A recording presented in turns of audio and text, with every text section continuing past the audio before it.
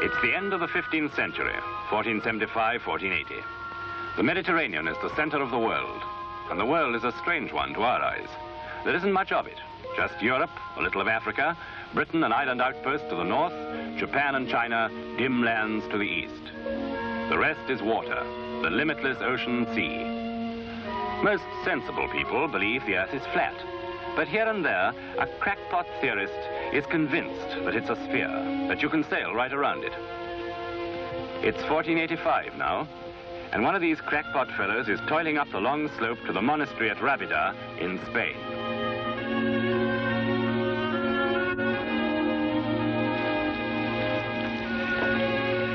Diego, come and look. What's the matter? I'm so tired. You'll soon be able to rest. You see that building over there, the one on the hill? That's Rábida, where the friars live. They'll give us food and a bed for the night. Think you can walk as far as that? I'll try. Right. And if you're a good boy and keep very quiet, maybe they'll help me to see the Queen. How can they do that? No, that's a long story. Tell me. No. Please, Father.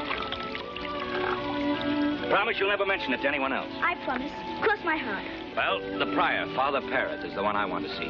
He used to be the Queen's confessor, and it may be that he'll give me a letter to her. Will you really see the Queen? I hope so. Only remember, he mustn't know what we're after. If he suspects, he'll be careful. So we're just two weary travelers, you understand?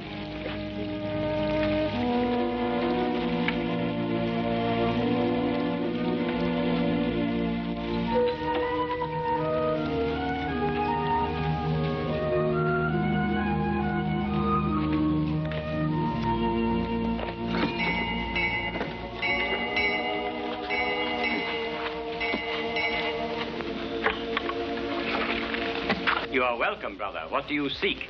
Of your charity, a little bread and a cup of water for the child.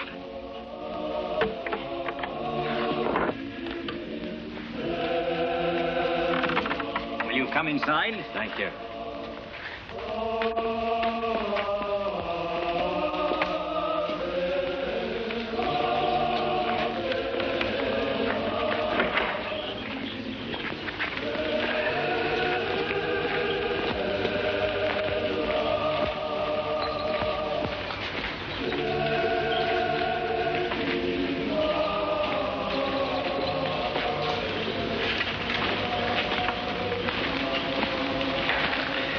Dominis et tecum. Et tecum, Pax. I see you're a scholar, my son, as well as a traveler. Certainly a traveler, Father. I've sailed as far north as Iceland, as far south as Guinea, and eastwards to the Golden Horn. But that is to have reached the limits of the world. Of the known world, yes, Father, but of the actual world, not by 1,000 leagues. How can you say that, never having seen it?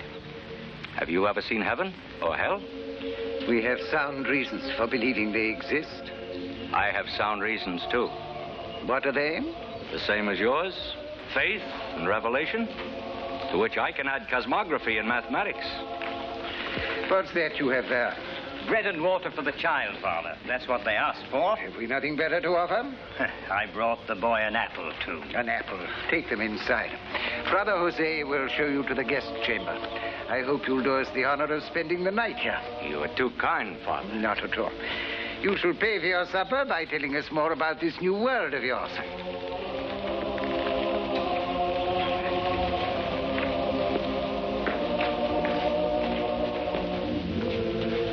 Gloria Patri et Filio, et Spiritui Sancto, sicut erat in principio et nunc et semper, et in saecula saeculorum. Amen.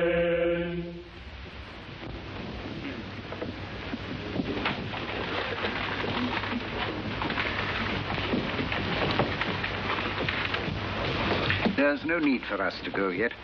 Stay and drink another cup of wine. And tell us why you're so impatient to sail to India.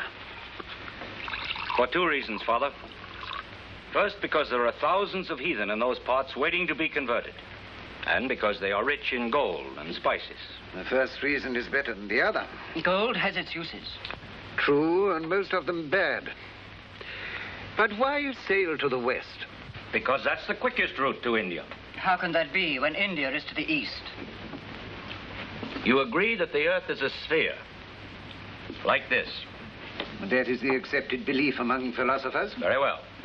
Then here is Spain, and here are India, China, and Japan. Now, if instead of traveling east by land, we travel west by sea, we come in some 3,000 miles to Japan again. And where do you go now? To France, and if I'm unlucky there, to England. But why to France? Because a voyage like this needs ships and money. Perhaps the French will give them to me. The Portuguese won't.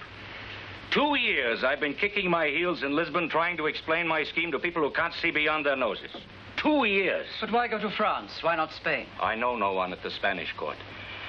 I am a foreigner, without influence, without friends. What chance have I got? My son, do you believe in the workings of a divine providence? Of course, Father. Because it may be providence that brought you here today. I don't understand. I'll tell you. For many years, I was confessor to the Queen. I believed that if she were to hear your story, she might lend it a friendly ear. You mean you could give me a letter to the Queen? No. Oh, but I thought you... My son, in affairs of state, you must learn to move slowly. I will give you a letter to a friend of mine at court. She will introduce you to others with influence. And one day, if Providence is still kind, you may meet the Queen. Come and see me in the morning before you leave. Thank you, Father.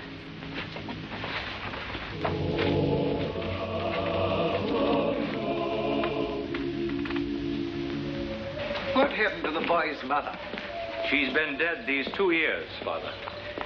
I'm glad you decided to leave him with us. He'll be safe here, and it will provide an excuse for your coming to visit us again. Goodbye, my son. Goodbye, Father. I shall never cease to give thanks that Providence led me to you. My son, one of the lessons I've learned in the course of a long and not entirely uneventful life is that Providence works best when she's aided with a little knowledge. I don't understand, Father. Don't you? Do you mean to tell me that you didn't know who I was before you arrived here last night? Well, naturally, your reputation... As the Queen's confessor? Yes, Father. I admit it. I hope Providence will continue to assist you to meet the right people. Goodbye, my son. God be with you. Goodbye, Father. I leave you with the boy.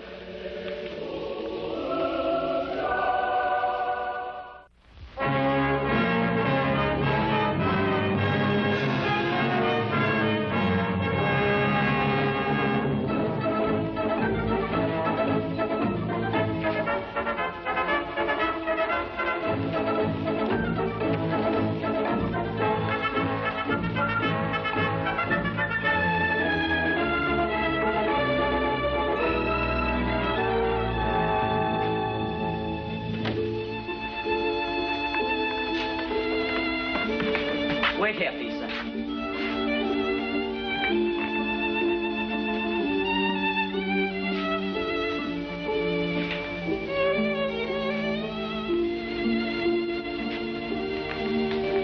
Your servant, madam.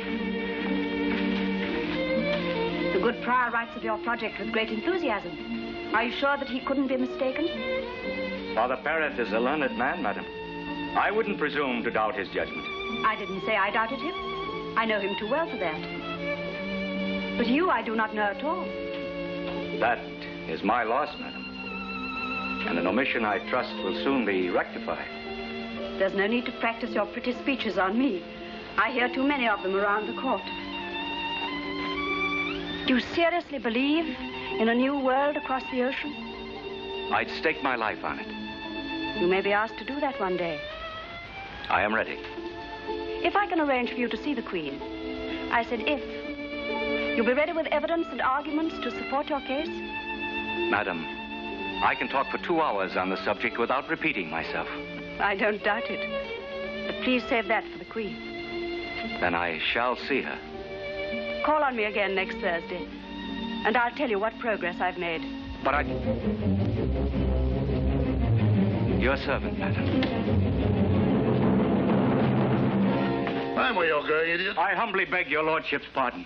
I am not a lord. I trust that omission will soon be rectified.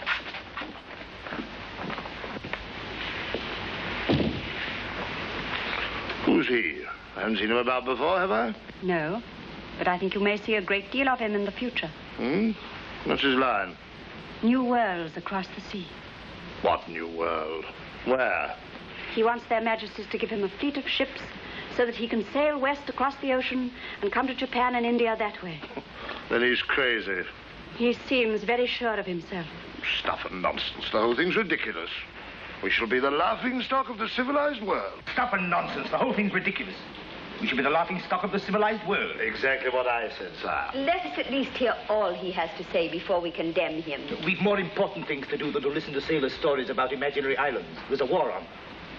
You have our leave to withdraw, sir. But, Your Majesty... You have our leave to withdraw.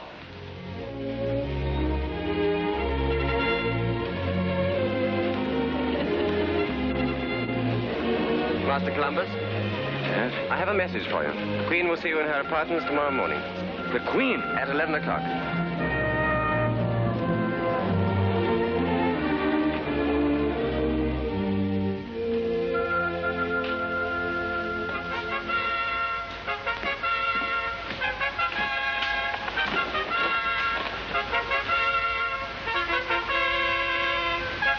Come closer. I dislike speaking to people at a distance. You seem to have interested the Duke of Medina Thali in your idea, as well as Father Perez. He writes that he is ready to help you. What do you say to that? It's a matter for the crown, madam. It's too great a thing for anyone less. You seem to have impressed the Duke. I talked to him, Your Majesty. Has he talked to you too, Chancellor? He does nothing else but talk, Your Majesty. I understand you have also talked to expert gentlemen in Portugal who were not impressed. They know very little in Portugal, madam. Indeed. That is rather my experience with my own experts. Talk to me then freely, but briefly. Briefly, madam. With all the proofs I have to give, an hour at least. An hour? I'm indulging myself as it is. Assuredly, madam. Now then, briefly. I have knowledge of certain lands to the west, which can be reached. Yes, yes. India is to be reached by a short western passage. I know all that. I've read it in these letters. Forget your maps and reckonings and calculations. They may be right or wrong. But when you speak of new lands along this route, what is it that you imagine? What is it that you see? I see an empire for the sovereigns of Castile and Aragon such as no monarch ever dreamed of. A land whose illimitable riches would pay for these Moorish wars a dozen times. What else? The Holy Sepulchre itself could be rescued from the power of Mohammed. It's an ambition many great princes have lived for and have died without seeing. Humbly, it is mine, for the glory of Your Majesty. You have heard that the noblest aims can cause men to twist the facts to serve their theories. Majesty, I am as sure of what I shall discover as if it were under lock and key in my room at home. Set all my proofs aside, and this I still know, that I was elected, preordained, inspired. Madam. Oh, yes, yes, very well. I think you had better remain here while the court stays. You shall be provided for meanwhile, and your project shall go to a royal commission. Does that satisfy you? I am deeply grateful, Your Majesty, But you're impatient, I know. You must curb your impatience and wait. It's good for the soul.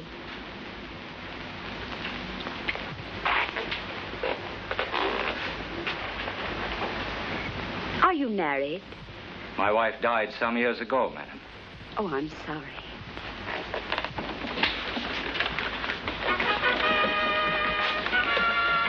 So, we are kept waiting while this foreign quack peddles his crazy notions to the Queen. A fine state of affairs, I must say. If you ask me, it's a disgraceful waste of time and public money. This upstart mountebank from Genoa, the fellow who can't even speak Spanish correctly. Have you heard his accent? Expects us to listen to his crackpot schemes? It makes me sick. Don't you think you'd better reserve judgment till you hear what he has to say? I know what I think now. Gentlemen, Master Columbus is waiting. Shall we take our places?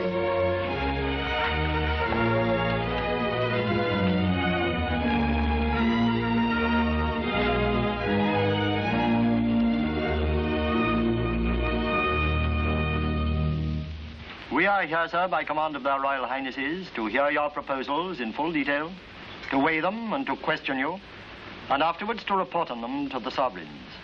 You are assured of a fair and proper hearing, and I now invite you to set forth your arguments. My proposals, gentlemen, begin and end with one assumption, that the Earth is round. A sphere, like a ball or an orange, and one deduction which I make from that assumption. If the Earth is round, and who nowadays doubts it, it must follow that a man who traverses the Earth by land or sea will one day return to the point from which he started. That, in essence, is the foundation, the kernel of my proposals. In support of them, I have a mass of evidence which I fully believe will convince your excellencies. These calculations show that we can expect to reach India after sailing some 750 leagues. But if we leave mathematics and physics and turn to the scriptures, we find justification for supposing that there is land between us and India. And where do the scriptures say that? The prophet Esdras, Your Excellency, tells us that God commanded the waters be gathered into a seventh part of the earth. In other words, there are 6 parts of land to 1 of water. Judge then from that how much land must still remain to be discovered. I would like to draw your attention to the writings of the Venetian, Marco Polo, who speaks of lands to the east of India and Kathleen. Lands which must therefore lie between us and India if we travel westwards around the circumference of the earth.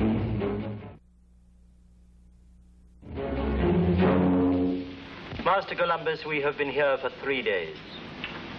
We have listened most patiently to your proposals, your theories, your suppositions, your assumptions. But so far, we are without evidence of any sort. Have you no proof to give us? With all due deference, I think you have had the proof. Proof by deduction is a form of proof known to every mathematician, and to a lesser degree by every mariner. What do you say to that, my Lord Admiral? The fellow's right enough. If you accept that the Earth is a sphere, then you must accept that by sailing to the west, you'll come to the east. If you go on long enough. May I say something? By all means. If, as some of you seem so sure, I am not among you, but if the Earth is a sphere, then Master Columbus's case automatically falls to the ground. Why so? Because, sir, if you sail down the slope of the sea, how can you ever hope to sail up it again? What is your answer to that? The wind will blow the ships back again, of course. What, uphill? Water does not run uphill. That is exactly what I'm saying. The whole scheme is preposterous. Contrary, sir, it is you who are preposterous. You're behaving like an overgrown schoolboy and deliberately making asinine remarks in order to discredit. That will do, Master. But I submit, Your Excellency. That will do. Because we understand your natural impatience, we shall not impose any punishment on you for your behavior. But you will apologize to the learned gentleman forthwith. Learned gentleman. Master Columbus. Very well, I apologize. The commission is adjourned until tomorrow at the same time.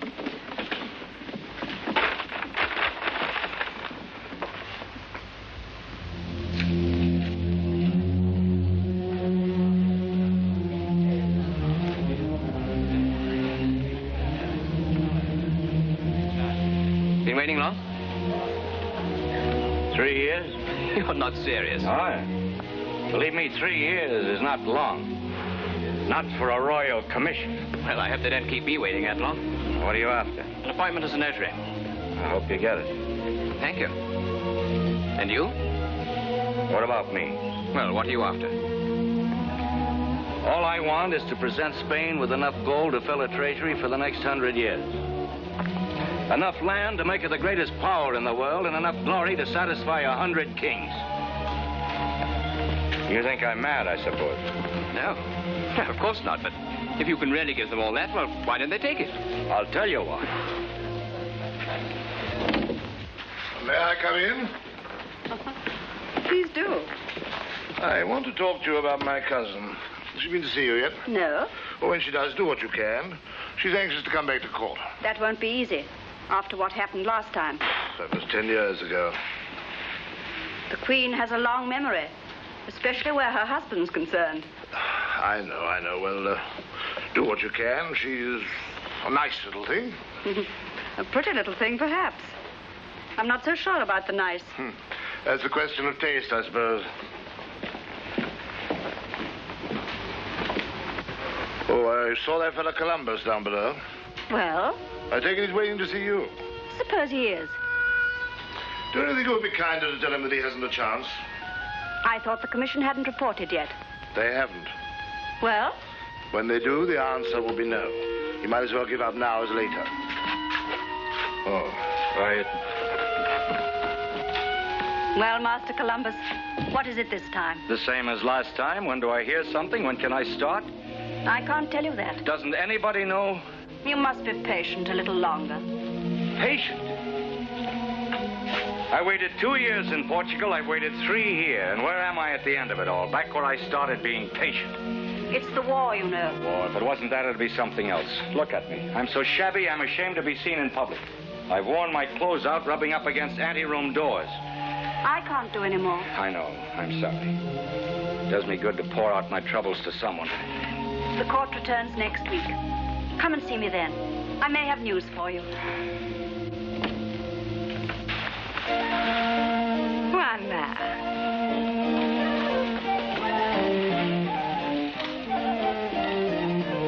How wonderful to see you again. Oh, I'm sorry. I didn't mean... May I present Master Christopher Columbus, Madame Beatrice de Parata. Christopher Columbus? Not the man who wants to sail around the world the wrong way. The same. But how delightful. You don't look like a crank at all. Should I? Well, it's rather a fantastic idea, isn't it? I don't think so. Oh, tell me confidentially. You're not really serious about this, are you? I mean, it's just an idea to make money, isn't it? Certainly not. You mean you really think you can do it? Certainly. But how terribly thrilling. Look, I've nothing much to do this evening. Why not meet me in the Court of Oranges and tell me all about it? You're surely not interested in the ravings of a lunatic. Oh, I deserved that, didn't I? I do apologize. Now, will you meet me and tell me all about it? Very well.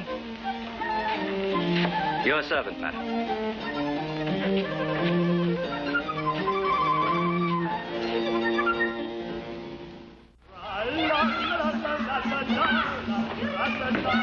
Master Columbus! Oh, Master Columbus. Come in and help us celebrate. No, thanks. No, I'm not in the mood. Oh, please, oblige me. It's not every day one gets a court appointment. You come along. My friends, Master Columbus. Master Columbus, my friends. We're drinking to Diego's new job. Yes. Go on, a drink to Diego. My friends, I thank you. I shall try to be the best notary in any town, in any province, in any country in the world. Need I say more? No. What's your line? Ships. And how many have you got?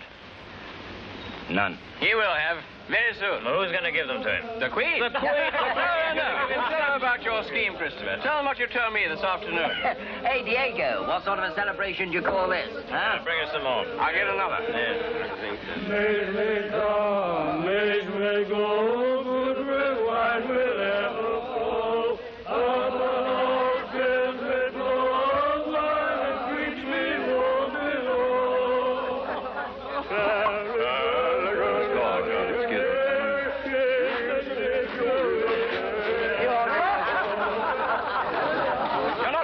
Yes, I must. I hoped you'd stay and tell us more about your voyages. At the moment, my voyages take place entirely on land.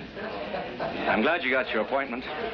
Goodbye. I'm sorry we're such poor company. Oh, it isn't that. Well, if you must know the truth, I'm penniless, and I can't sit and drink other people's wine if I can't buy a round in return. Oh, is that all? Listen, I live here with my cousin.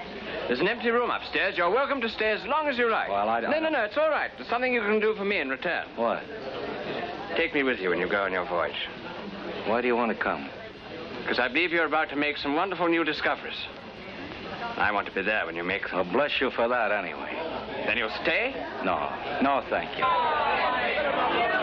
Beatrice! This is Master Columbus, the man I told you about. Nana wants to sail around the world the wrong way. The same? Somebody else said that to me today. What's so funny about it? Oh, nothing. If you're sure you can do it. Of course I'm sure. But in the meantime, while he's waiting for his ships, he has to have somewhere to live, so I thought the little room upstairs. I'll take your bundle. Thank you. Oh, there's something your cousin forgot to tell you. I've no money. Neither have we. So we start even. This way.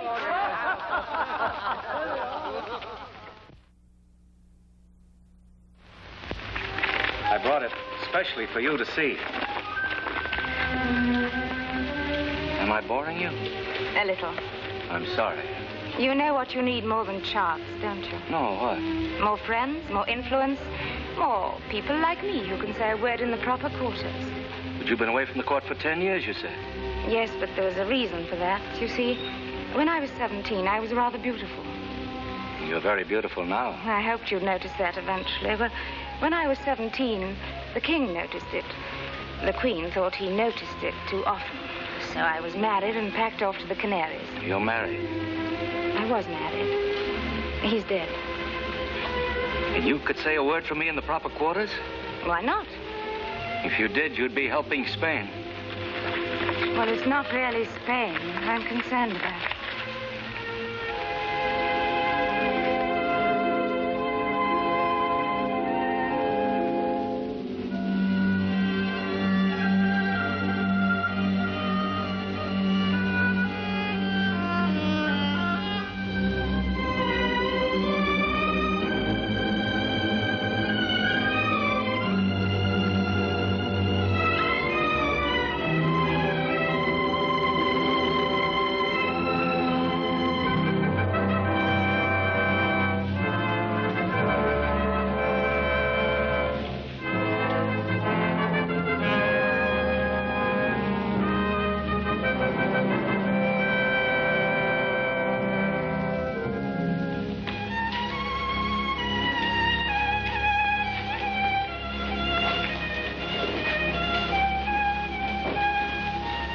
Well, and how does it feel to be a gay young widow at court?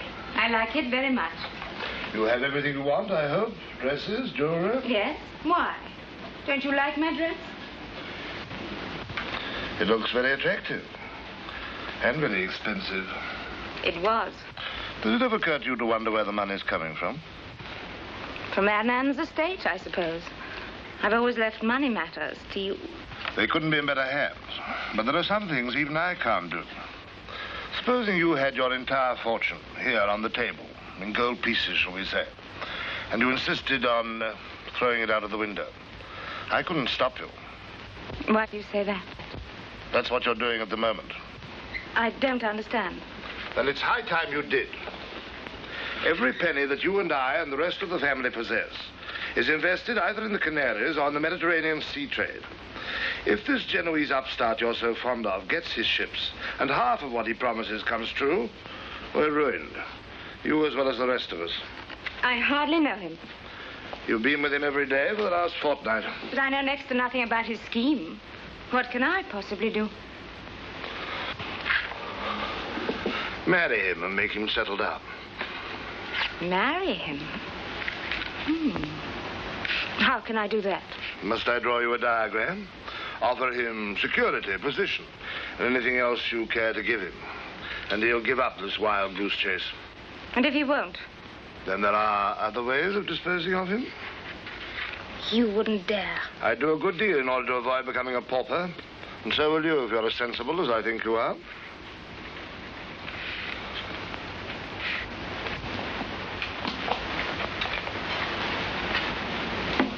I'll have to think it over. Well, don't think too long, or it may be too late. Sooner or later, he'll make a false step. They all do, you know. And then... I hope I make myself clear. Beatrice, come and sit down. I want to ask your advice. Do you think I should marry again? Do you want to? I don't know. Then don't.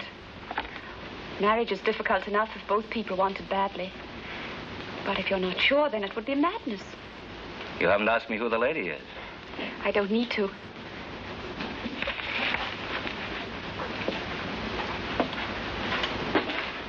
What do you think of her?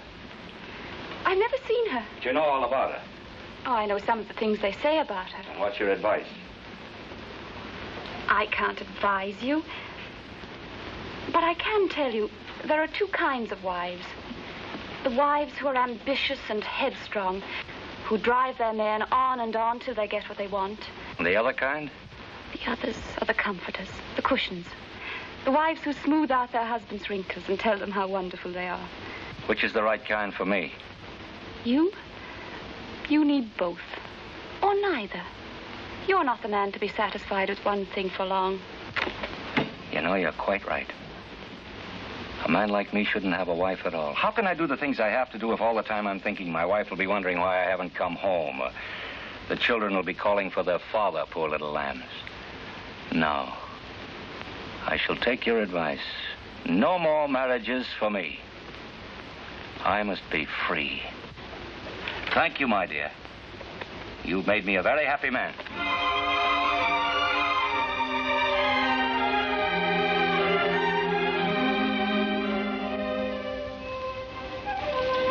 You know what'll happen to you, don't you? If you're lucky enough to get your ships, you'll go sailing off, and maybe you'll find the new route to India, and maybe you won't. If you don't, you'll probably die looking for it. And if you do, you'll come back and the king will say, now go and find a new route to the North Pole. And you'll die looking for that. And if you're not very careful, you'll die long before you even get your ships. Oh, boredom? No. With a stab in the back, some dark night. You know you're surrounded by enemies. Why? Nonsense. It's true. There are hundreds of people at court who would be glad to see you dead. Who? Everyone who has a vested interest in some other sea route. Everyone whose trade may suffer if you're successful. Give it up. And do what? Settle down. Can you imagine me settling down? Why not? You could have a position at court. Money, security. Master Columbus? What is it? His Excellency Don Francisco wishes to speak with you. Better go. I'll wait for you here.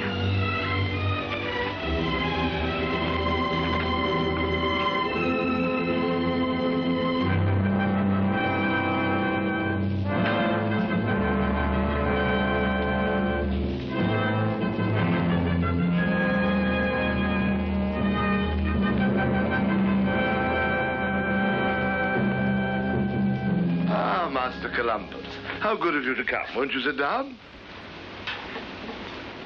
Thank you. I hope you won't mind my touching on rather a personal matter, but after all, we're both men of the world, and there's no point in beating about the bush. You've been seeing a great deal of my little cousin lately. Yes. You find her attractive? I find her a charming and congenial companion. Exactly. But you know what people in court circles are like. They've nothing to do except gossip, and how they gossip.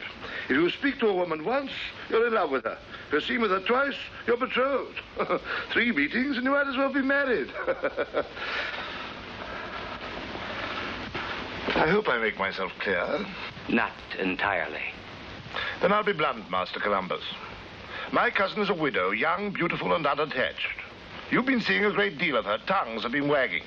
Her name has been coupled with yours, and that means that her good name is at stake. I'm forced to ask you now, what are your intentions? Well, sir? You ask my intentions. I will tell you. It is my intention to cross the ocean sea until I come to India. That is my only thought. And nobody, man, woman, or child, is going to stand in my way. I hope I make myself clear.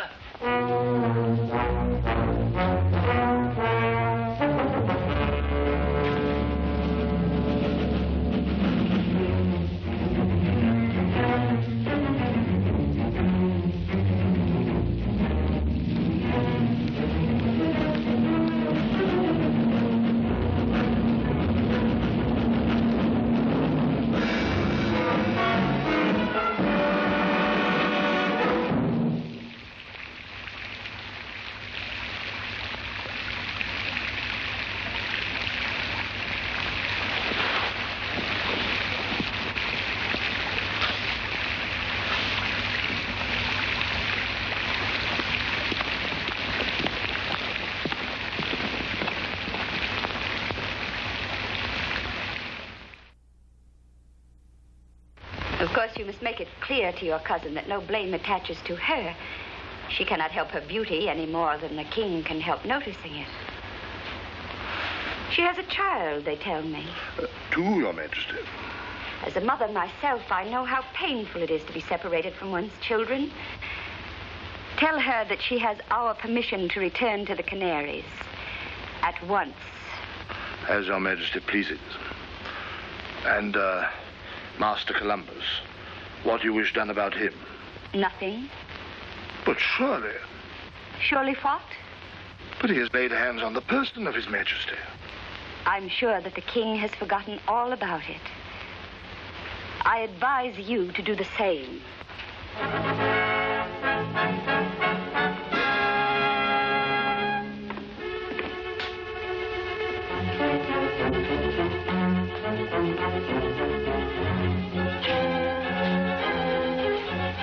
So, Master Columbus, we meet again. And this time there's no need for me to ask your intentions, because you haven't much say in your future plans, have you? You may not know it, but the king has a horror of violence, particularly when it's directed against himself. I've just left their majesties. They sent you a message. It's a very simple one. Make yourself scarce, Master Columbus. Go back to your Genoese slum. Go to the devil, if you please, but don't show your face around the court again, unless you wish something very unpleasant to happen to it. I hope I made myself clear.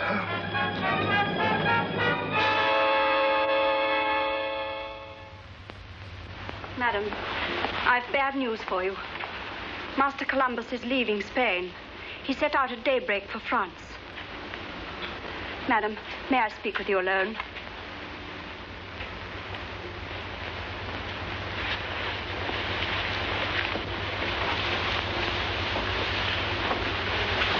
Father Perez and the Chancellor are outside.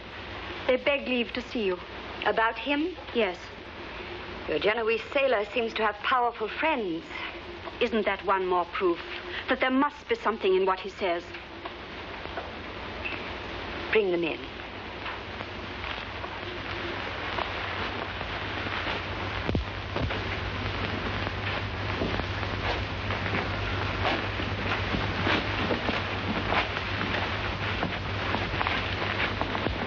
Gentlemen, I hear you've come to scold me. No, Your Majesty.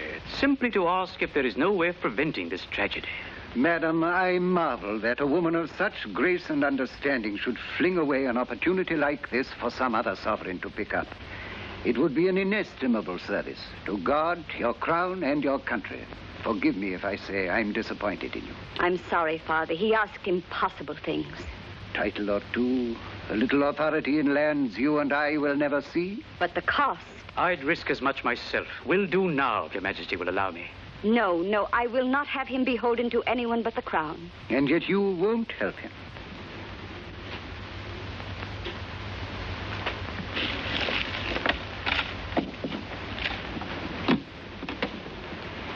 Raise what is necessary on these. Madam, there is no need for that. Your word is enough. The money shall be advanced to you till you're able to repay it with the gold from the New World. And if there is no gold in your New World? Then I will repay it myself. You shall have my bond for it. You have great faith in him. I have, Your Majesty. Pray God you are right. Send someone to fetch him back. Say the Queen begs him to return. Your Majesty.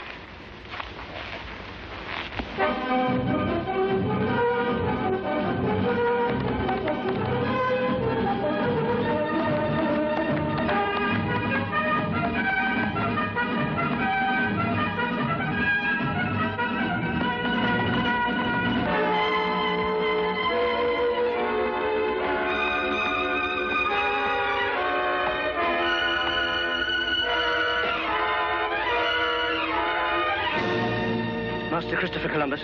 The same? In the name of Her Majesty Queen Isabella.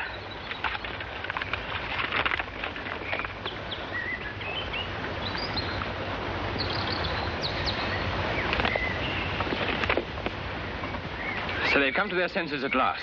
Yes. You see that? What? The wind's just changed. It's blowing due west. Soon you'll see it filling the sails of the ships that'll take us to the New World.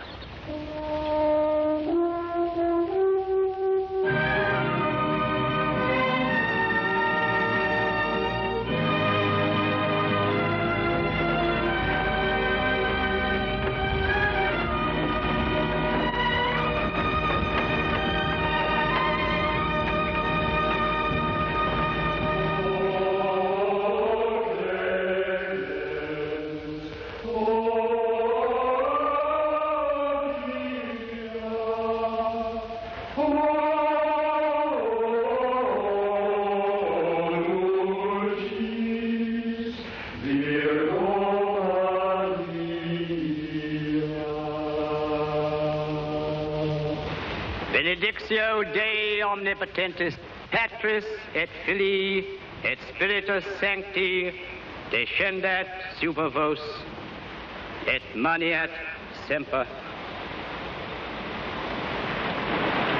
Thank you. Cast off the moorings.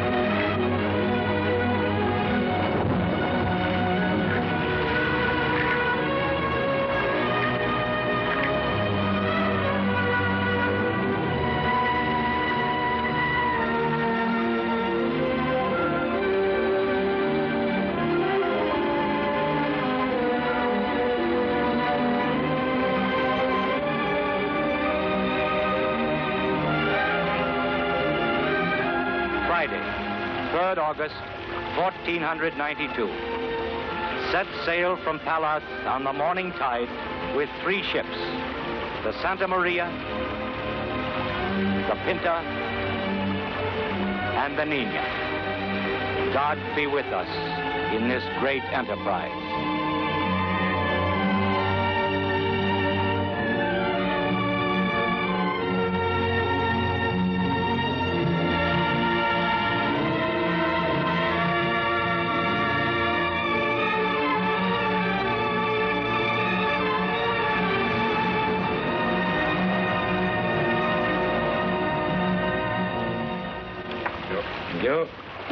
Is this yesterday's reckoning?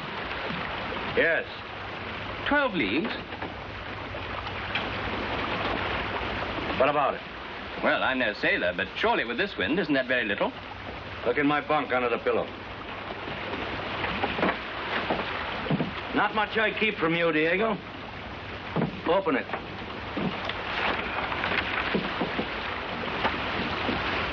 Sunday, the 9th of September. We have made this day 19 leagues.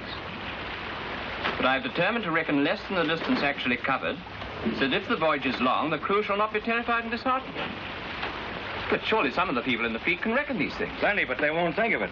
The Pintons are good sailors, but they don't keep a log. They all accept my figures. But suppose they question them? And I'll say the currents are against us. Are they? They're dead in our favor.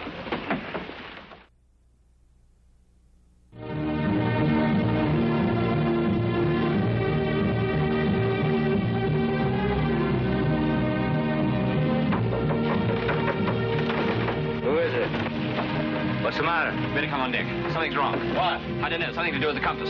Compass? Yeah. I'll be there in a minute. soon it'll pull all the nails out of the planks, you mark my word. Quiet, you. It's all very well for you to shout quiet. What do you... Now, what is it? It's a needle, Admiral. What do you mean, the needle? It's no longer true. The Magic Mountain's pulling it away from the north. We're adrift in strange waters without even a compass to guide us. That's a fact, Admiral. It's a proof that we've sailed out of the natural world God meant mankind to inhabit, if you ask me. I didn't ask you. Variations at least 5 degrees west. Is that all? Why, you poor fools. Even you, Corsa, seaman of your experience, you amaze me. I can only trust my eye. You mean you think the needle's wrong because it no longer points to the north, sir? Yeah. Didn't it occur to you that it was the star that moved, not the needle?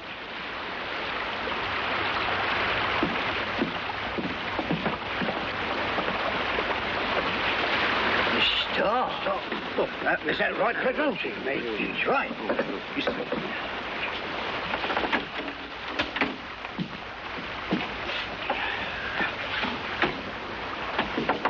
Come in. May I speak to you, Admiral? Of course. I didn't say any more up above because I didn't want to provoke a riot. It was very sensible of you. But... What? In all my years at sea, I've never known the compass behave like that. You've never sailed this parallel before. Beg pardon, sir, but neither of you. So how can you know that... Just as I know a great many things that you don't. You must trust me, Juan. I know what I'm doing. Anything you say, Admiral? Good night. Good night. So the pole star moved? Of course not. It's a perfectly natural phenomenon. It must be. I know if you go east, the needle declines to the east. And I suppose we've sailed to a point where we must expect the needle to decline to the west. It must be it. But for the men, the pole star moved. Yes. Why not? Why not, indeed? Good night. Good night.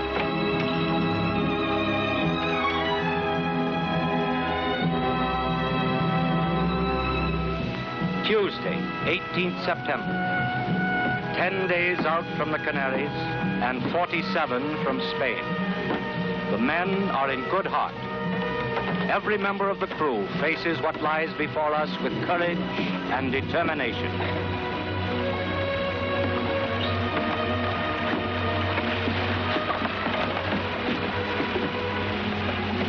Well? May we speak with your highness? What do you want? We want to go home, your worship. What do you want me to do? Put the ship about and go back to Spain and say we failed? Yes, please, Your Honor. What are you afraid of? Oh, they've never been further out than paddling for shrimp, sir. Shall I put a foot to their backs? No. Let's hear what they're afraid of. Well? Did you never hear of the Magic Mountain, Your Excellency? No. It's like a great magnet.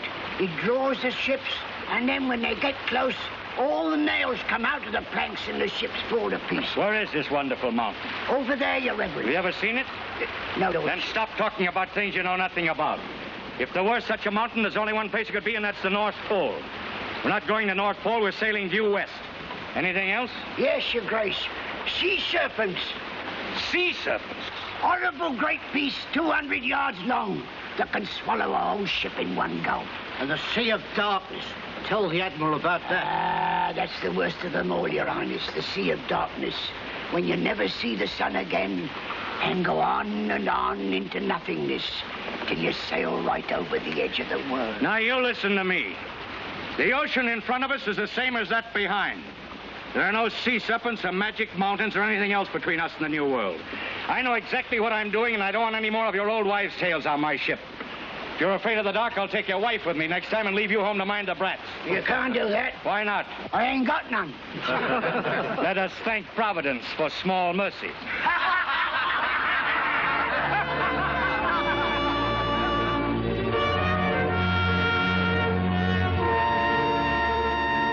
They are 19 days since we left the Canaries. And look at that. What is it? Well, can't you see? No. We are blind. For 19 days, that wind's been blowing steadily in the same direction to the west. You know what that means? Oh, what? We never get back. Why not? Suppose the Admiral sees sense and wants to turn round and go back. What's going to happen? How can we sail back the way we came with a wind that's always blowing from the east? We can beat against the wind. Yes, if you've got 6 months to do it in, and food for 6 months, and water for 6 months. Huh? You know what? What? He don't dare to turn round and start for home. Why not? Because he knows we never get there. Not against a wind like that. Wednesday, 19th September. Received signal from Pinthorn Brothers desiring to come aboard. Coming over for a talk, see? Now perhaps we'll hear something. Do you think they want to turn back? Well, they're sensible men and good sailors, aren't they? Of course they want to turn back. But they can't. They're finished. Same as us. And they know it. You mark my word.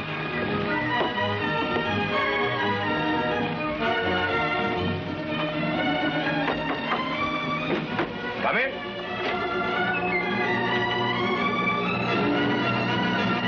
You're welcome, gentlemen.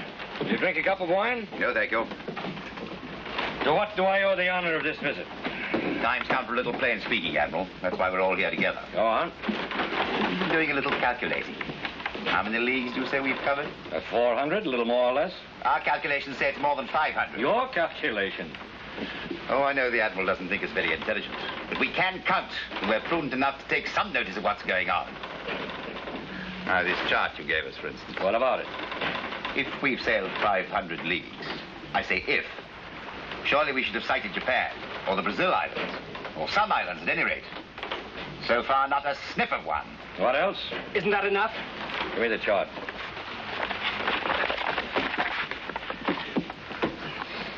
You agree this is our course? Yes. There. That's our approximate position now. So we've overshot the island? Certainly. When? In the night. Then why didn't we stop and take a look at them? Because I'm bound for Japan and India, not some measly little island. We could have taken on fresh water if you'd stopped. What will happen after that? The men would have said we've come far enough. Let's go home. That's true enough. They would. Sure of that? Just as sure as I am that we're going to find India. Just how long do you think that's going to take? It depends on the wind and the currents. If we sail for 6 more days and don't sight land, will you turn back then? No. You see? The men have had enough, and the officers have agreed to turn back. I haven't agreed. Let this be clear. I'll not turn back until my mission is accomplished.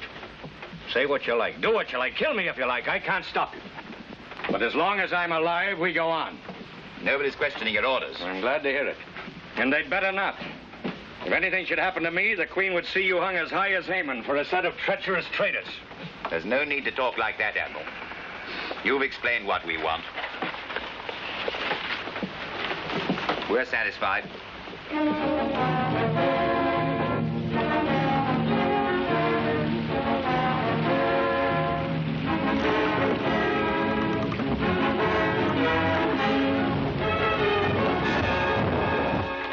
It's Francisco I don't trust. He's the sly one. Martin's the eldest. He'll do as he says. He's a good sailor, that one. I believed your story about the islands, too. Why not? Quite sure it was true. Sure as I can be of anything. And the weed around that craft they found was river weed? Looked like that to me. The Pale Star did move? What are you trying to say, Diego? Just wanted to ask yourself if you're sure of what you're doing. Do you doubt me? Not unless you doubt yourself. What makes you think I do? You're so careful always to convince everyone we're near land. A whale spouts and you cry, that's a sign land is near. A bird lights on the deck and you say, that's no marine bird, that's a jay. It was a jay. You see a bank of cloud and that's a sign of land. Weed, shellfish, everything's a sign of land. It's nearly 3 weeks since you left the Canaries. How much more of it? 200 leagues, roughly. 200 leagues? And you pretend we're near land? I had to keep their spirits up. You're really sure the land is there? Yes. Truly? Yes. Must be. Must.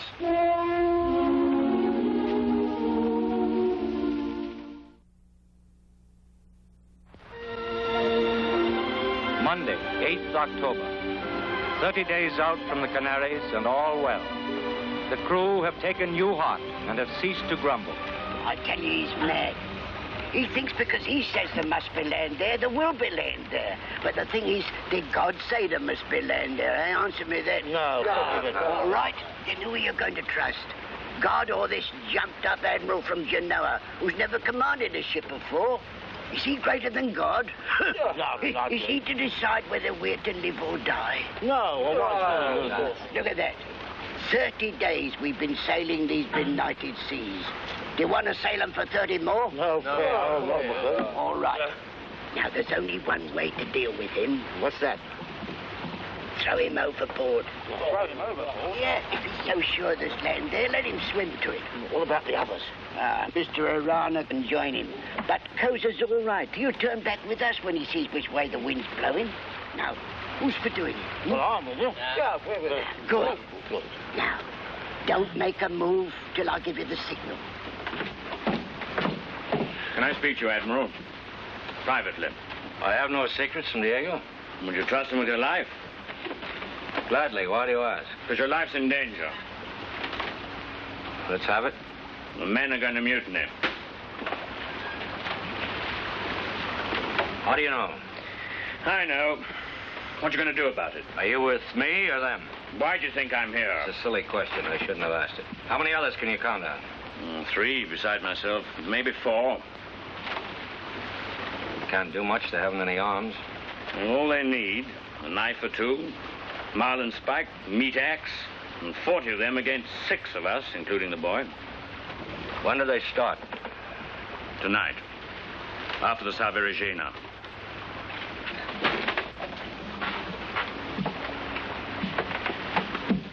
Have your 3 on the quarterdeck with us when the Salve Regina begins.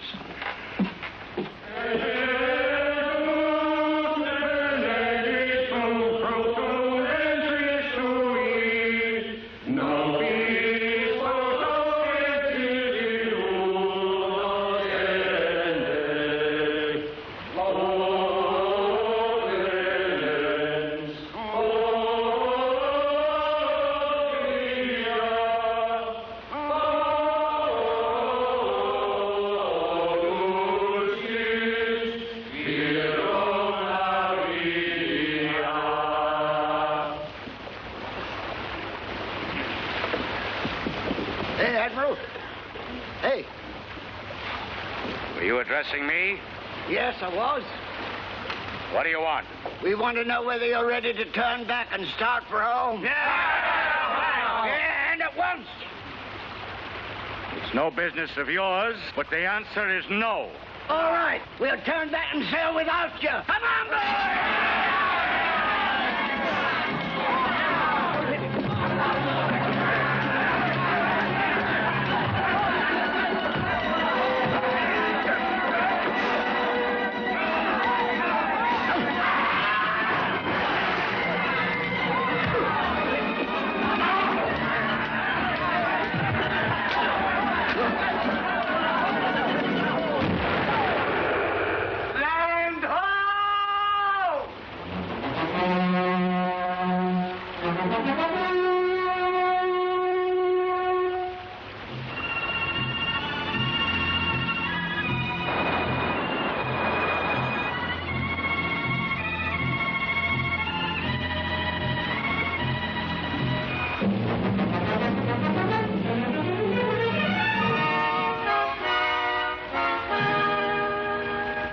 Mutiny is a crime punishable by death. You all know that. I could string every man Jacoby up to the yardarm right now. But I'm not going to. I'm not even going to hang your ringleaders. And I'll tell you why. This is a glad and historic day in the history of Spain. Today, for the first time, men have crossed the ocean from east to west and discovered the new route to India. Today, Spain is mistress of the seas. And while all this is happening, you're sniveling about the safety of your miserable skins and rebelling against the authority of your betters. I'll say no more. The incident is closed. You can pick up your weapons and return to your duty. But I hope you'll all thank God that in his infinite mercy, he has saved you from the fate you deserve. See what you did? What did I do? You're the one who ought to be flung overboard.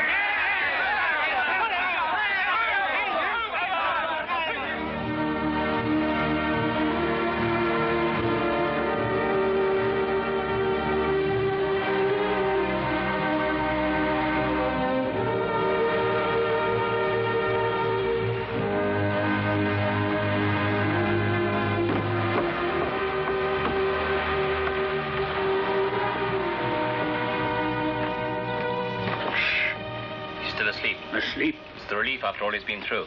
Went to sleep the moment he got in here last night and hasn't stirred since. Well, you better wake him. Why? That land we saw last night, well, it's not there this morning. What's that? What did you say? There's no land in sight, Admiral. I swear by San Fernando.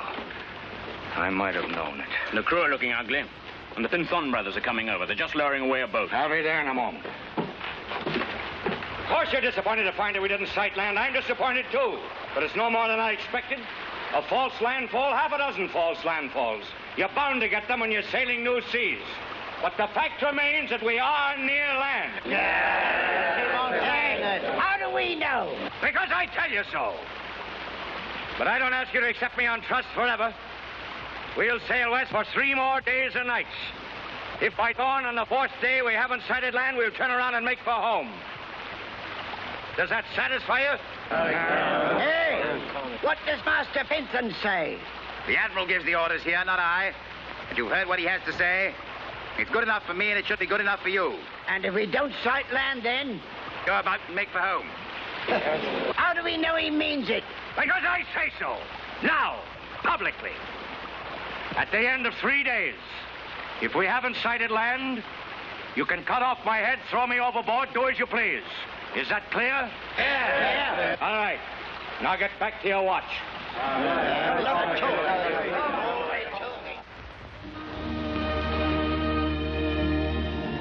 Tuesday, 9th October. This morning, I promised the men that if we did not sight land within 3 days and nights, we would turn back. Today made 32 leagues, but no sign of land. Pray God we find it soon.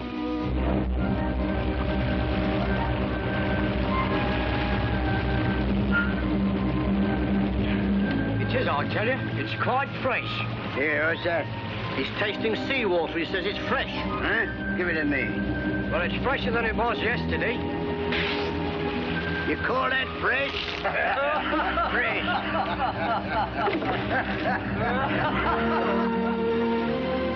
Wednesday, 10th October. Today the sky is overcast, but we sighted a great flock of birds heading south. I am sure we are near land. One of the boys fished it up half an hour ago. Diego! Where did it come from? You see this carving? That was done by a human being, and it proves that we're near land. I hope you're right. So do I. Admiral! Admiral! A branch with flowers on it! Flowers, eh? You can't eat flowers. Well, what do you think it is, then? That devil stuff. Just to lead us on, that's all that is.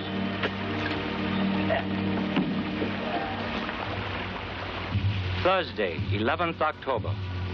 Thus far and no land. Another 12 hours will decide.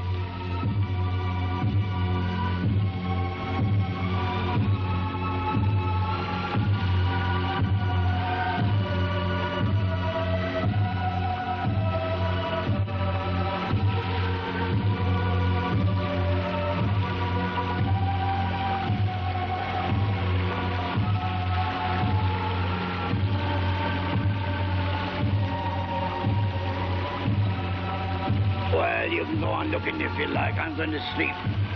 Wake me in the morning when we turn back.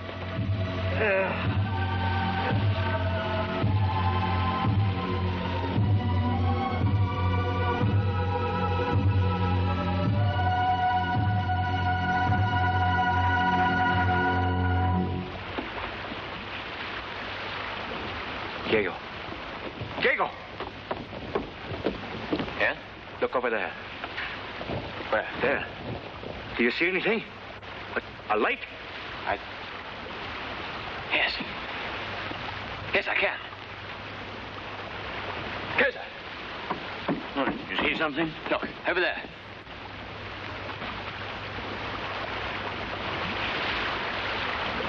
A light. We've done it. You've done it. Yes. And now I think I'll go and rest.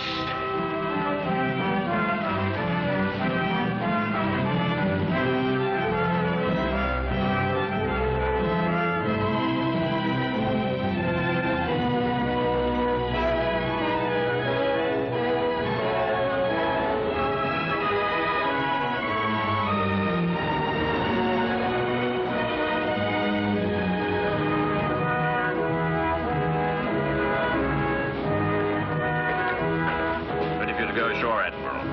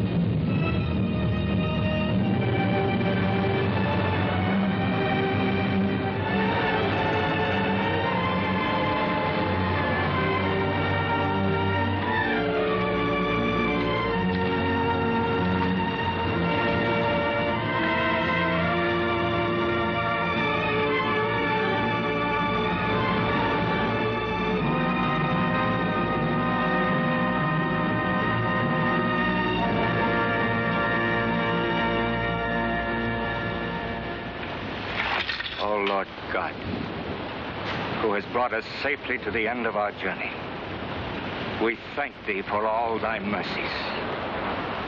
Help us, we pray thee, to govern these new lands wisely and well, and to bring the inhabitants within the knowledge and understanding of thy kingdom,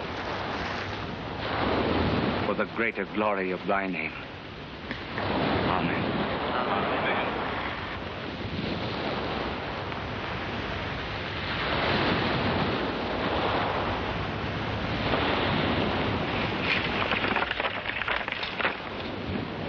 In the name of their majesties, Ferdinand and Isabella, King and Queen of Castile, Leon, and Aragon, I now take possession of this land and name it San Salvador.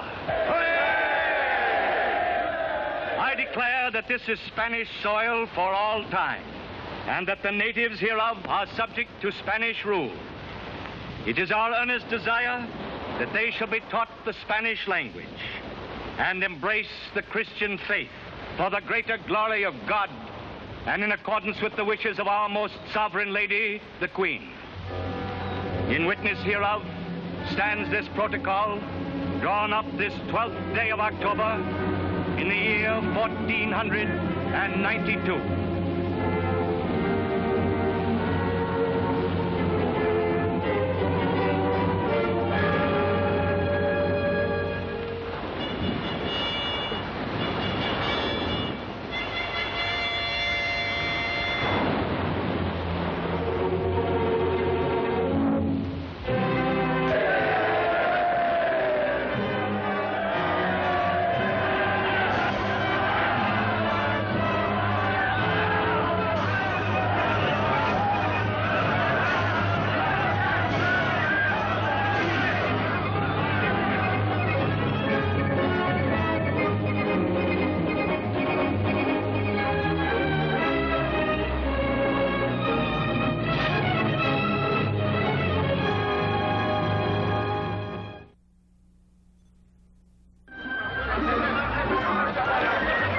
Sunday, 14th October.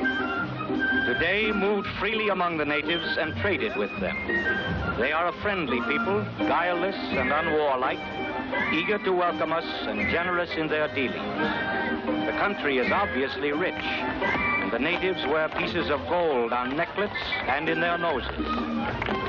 You see this? Very beautiful. Magic juju. Plenty strong. Lovely. I give him you, and you give me that bit of yellow rubbish, eh? What do you think you're doing?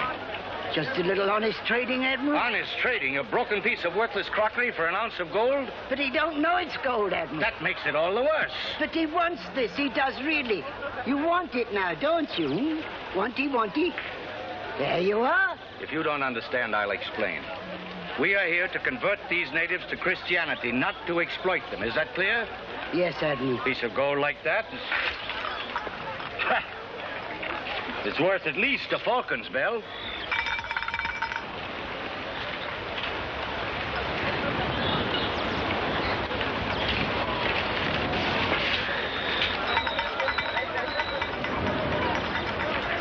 Well,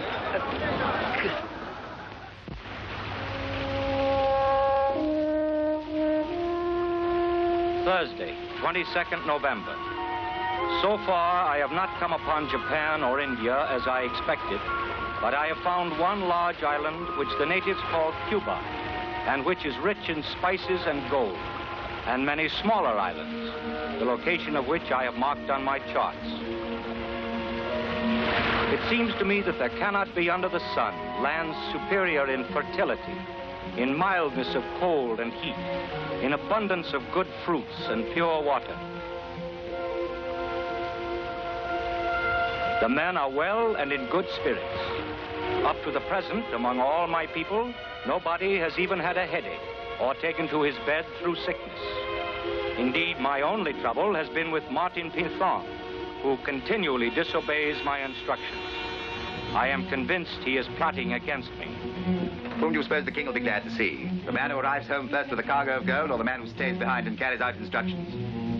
Well, are you with me? Aye, sir. Or not? All right. Good. Better not let the men know anything about this until I say so. Carry on with your orders and leave the rest to me. Understand? Aye, sir.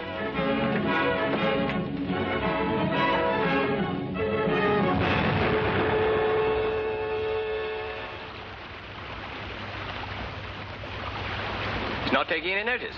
Shall we fire again? No. Should we change course and follow them? No, he's faster than we are. We'd never catch him unless he wanted us to. That's true enough. The thing is he going to look for the gold mines, or is he making for home? My guess is the gold. I don't know. Perhaps he'd like to be first home with the news. Whichever it is, we'll meet again one day. And I shan't forget what's happened tonight.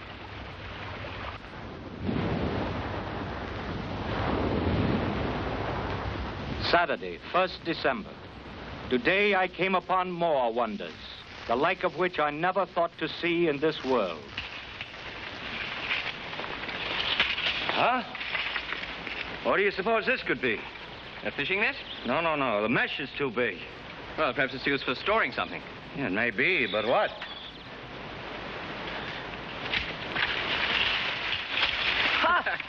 It's a bed. Diego, we could sling 50 of these aboard ship, and every man jack of the crew could sleep in comfort. No, I shouldn't do that. Why not? It's too comfortable. Once you got him into these, you'd never get him out again. See what I mean? What do you suppose he's doing? Drawing in the smoke and blowing it out again. Seems to enjoy it. Doesn't that just prove how backward they are? You'd never see a civilized man doing a thing like that. He wants you to try one. Thank you.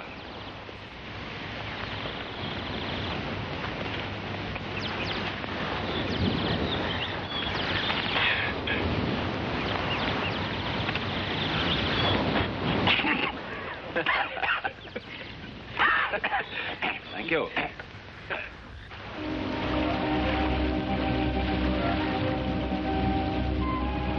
I wonder what they're saying about us at home. That we're dead, I expect. Can't blame them, can you? At this rate, it'll be Easter before we return. No.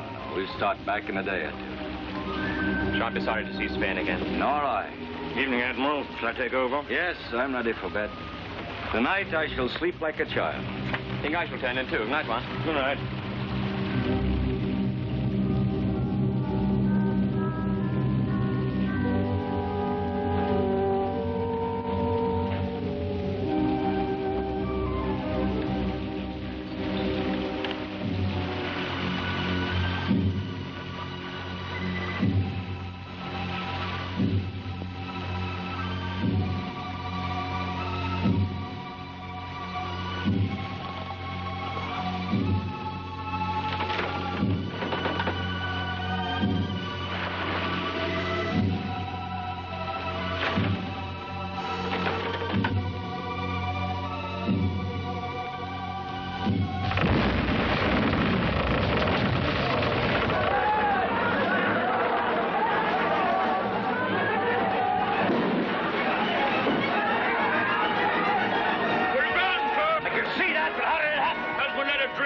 The helmsman in charge of the watch? No, sir, I was. Never mind that now. Can we refloat her? I don't see how, sir. Christmas Day, 1492. Last night, the Santa Maria went aground in Caracol Bay. The master, the pilot, and the helmsman had all gone to their beds, and only a boy was at the tiller. Even so, the vessel might have been saved if my orders had been faithfully carried out. As it is, she is a total loss, and I have ordered her stores to be brought ashore.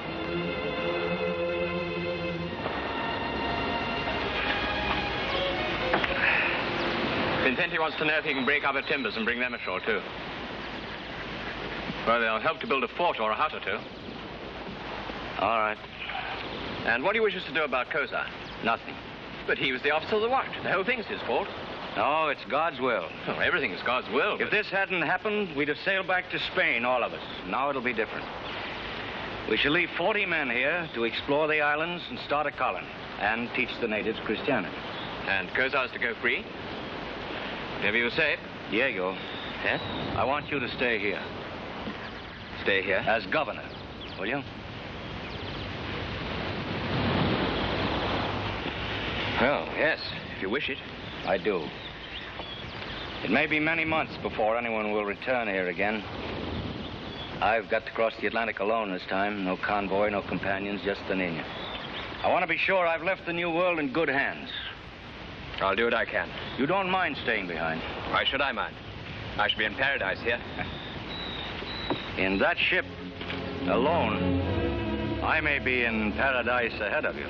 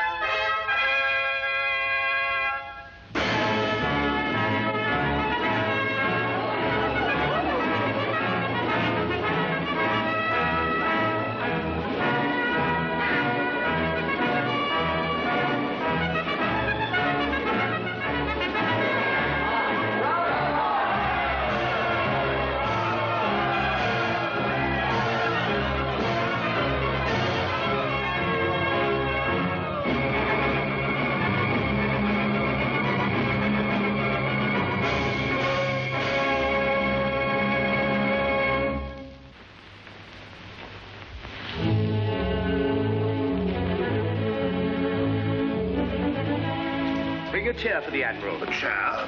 Bring a chair. We are all eagerness to hear of your discoveries, my Lord Admiral. Thank you, Your Majesty. I hardly know where to begin. Oh, the bare facts we know. We have read your letters and taken great pleasure in them. Thank you, madam. So these are the men from the new land? Yes, Your Majesty. In those lands, they live naked, though they paint themselves, as you see. We procured them clothes for the voyage. Mother, what's that bird? What is it, Asma? This is the talking bird of the new land. Talking bird? Yes, Your Majesty. Long live the king! Long live the queen! Long live the admiral!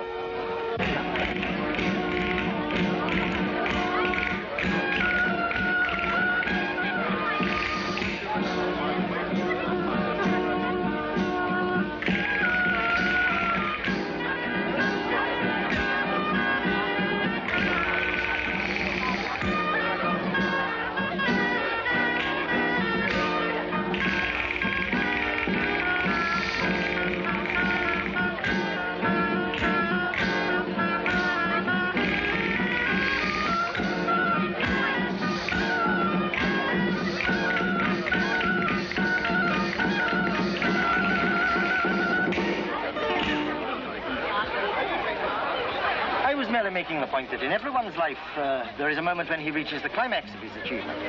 If he's a fisherman, it's the day he makes a record catch. If he's an admiral, it's the day he wins a great battle or discovers a new world. What do you say to that, Chancellor? I agree with my Lord Bishop. But the great thing, of course, is to have the wit to know it and to make the most of it. What would Your Majesty say was the greatest achievement of her reign? The discovery of the new lands or the conquest of the Moors? Which would you say? Conquest of the Moors. Your reason? Because that is something which only a great commander could have accomplished.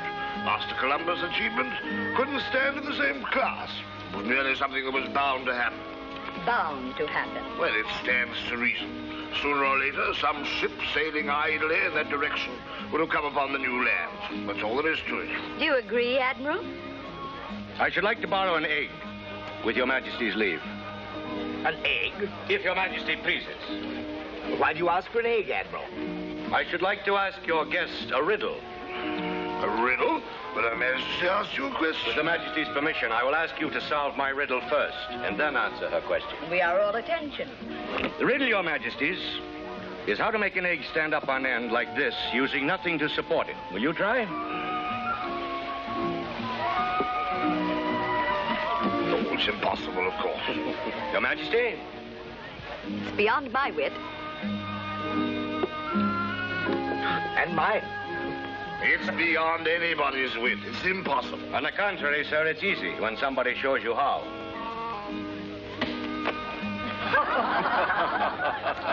And that, Your Majesties, is the answer to Master Bobadilla's question. Most things are easy when someone has shown you how.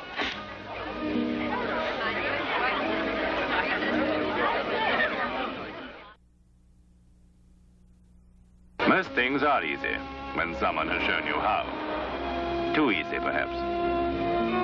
In the years that followed, new fleets sailed the ocean seas. New lands were added to the map of the world. But it was not a peaceful world. Death and disease took their toll of the early colonists. And it was scarcely 10 years later that an old man, old before his time, worn out by intrigue and rebellion, lay in a hut in the jungle and dictated a letter to the Spanish court.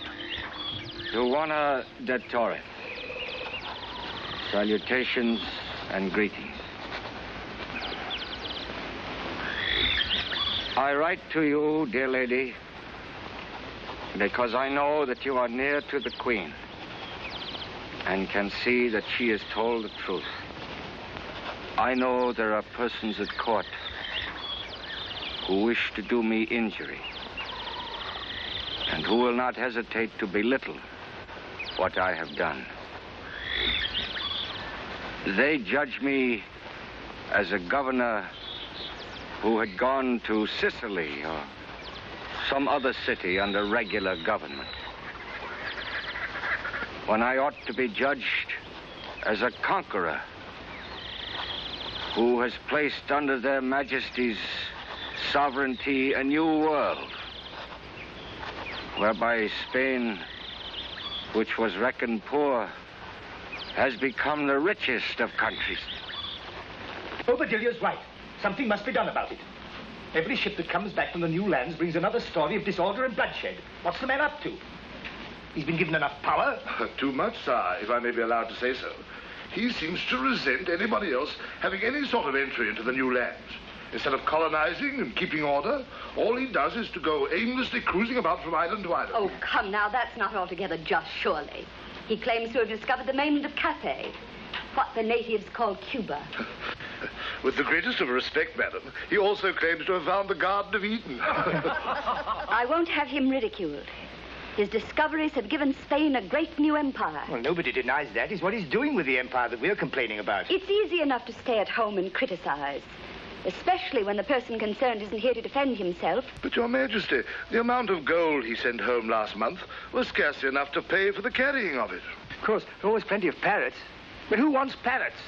And it isn't as though the slaves he sent home were worth anything. They're such poor stuff. I wanted the people of the New World converted, not enslaved. So did we all. True. The slaves shall be sent back, every one of them. I quite agree. He'd no right to do it. It was completely against instructions. Yes, there I can't defend him. The trouble is that the man's unreliable. One can't trust him. Exactly. He may be a great sailor and discoverer, but he can't govern. And if he can't govern, we must do it for him. But I don't want him disgraced. He's done much for us and for Spain. Of course not. He shall keep his titles if that will make you happy. To the Lord Admiral of the Ocean Seas and Viceroy of the New Lands, greetings.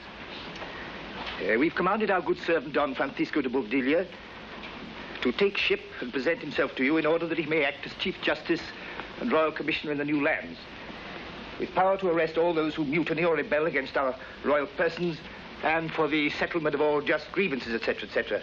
You can fill in the details, Bobadilla. Yes. May the... 28th, sir. 28th, 1499, I, the King.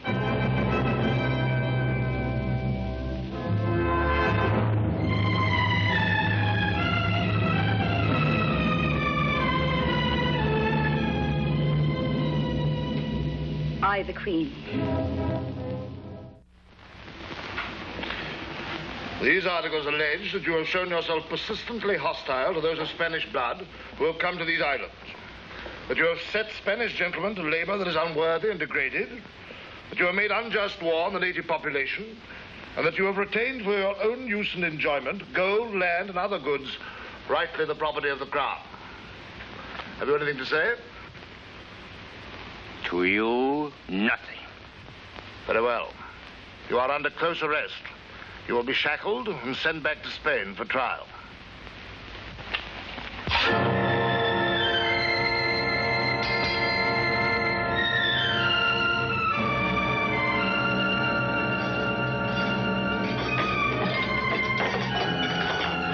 Stand over here.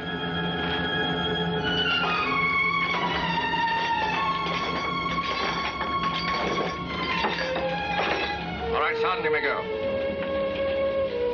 Wait outside.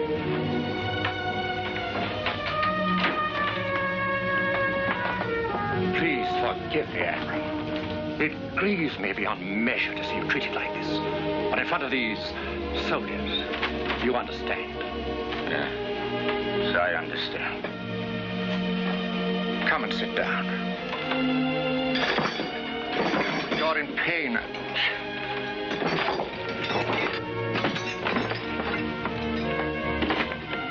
I'll have them taken off directly we sail. No.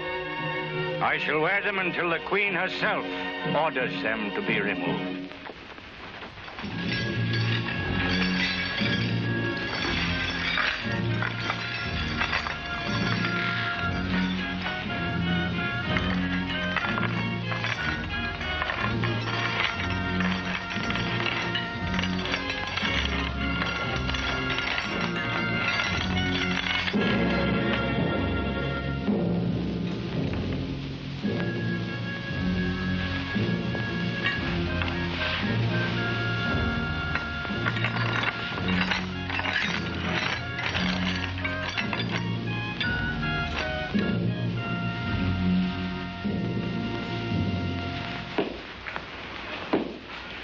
One more word, Your Majesty, and I have finished.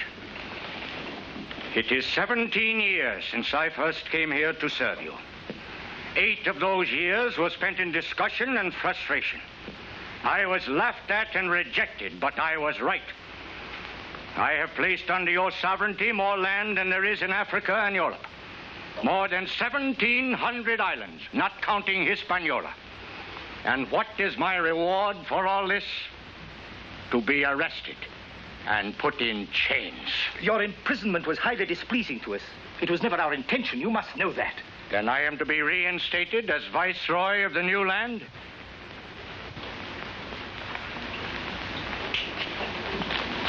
Master Columbus, you have suffered much, endured much.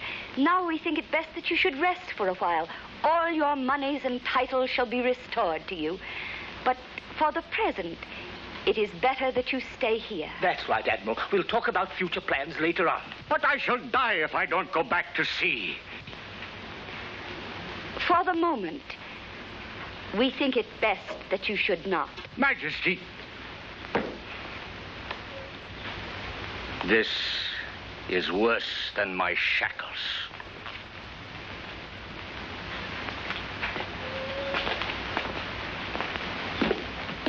Look after him.